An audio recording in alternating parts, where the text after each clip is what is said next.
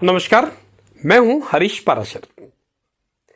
सिवाड़ के घुश्मेश्वर महादेव मंदिर में मैंने आपको बताया कि करीब 1000 साल पहले महमूद गजनवी ने जब आक्रमण किया तो यहां से अपार संपदा लूटकर चला गया।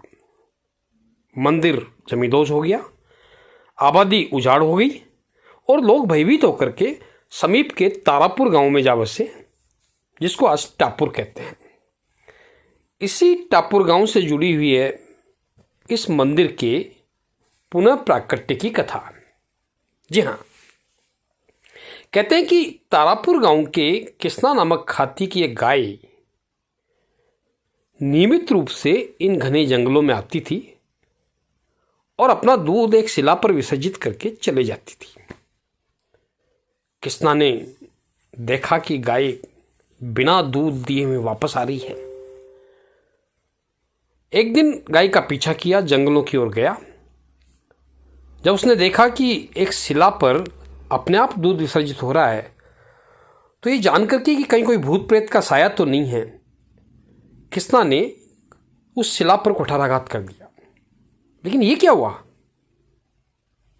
खून के फव्वारे छूट उठे और किस्ना मुश्किल से 2 फरलांग आगे जाकर के दौड़ता हुआ पहुंचा होगा। आकाशवाणी हुई, है किस्ना, तुमने हमारे ऊपर कुठाराघात किया, जा तू पत्थर का हो जा। अचरज, तत्काल शिला के रूप में वहीं अवस्थित हो गया किस्ना। गाय रंभाती हुई अपने घर पहुंची। किस्ना की पत्नी जानकी ने कुछ अनिष्ट की आशंका समझी, पति को नहीं आया जान के गांव वालों को इकट्ठा किया और शाम के अंधेरे में उस जगह पहुंची जहां किस्ना पत्थर का हुआ था। लोगों को समझ में नहीं आया अचानक क्या हुआ, लेकिन कुछ बुजुर्गों को यह ध्यान था कि कोई जमाने में शिवालय क्षेत्र में एक विशाल मंदिर होता था। पुराने लोगों ने कहा कि हो न हो यह भगवान भोले ने ही किया हो।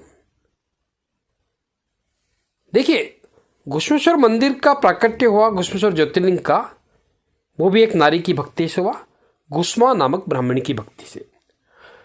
और जब यह मंदिर पुनः प्रकाश में आया तो भी जानकी नामक उस महिला की प्रार्थना से आया। उसने प्रार्थना की कि भगवान, मेरे पति से भूल हो गई, उसे माफ़ कर दो।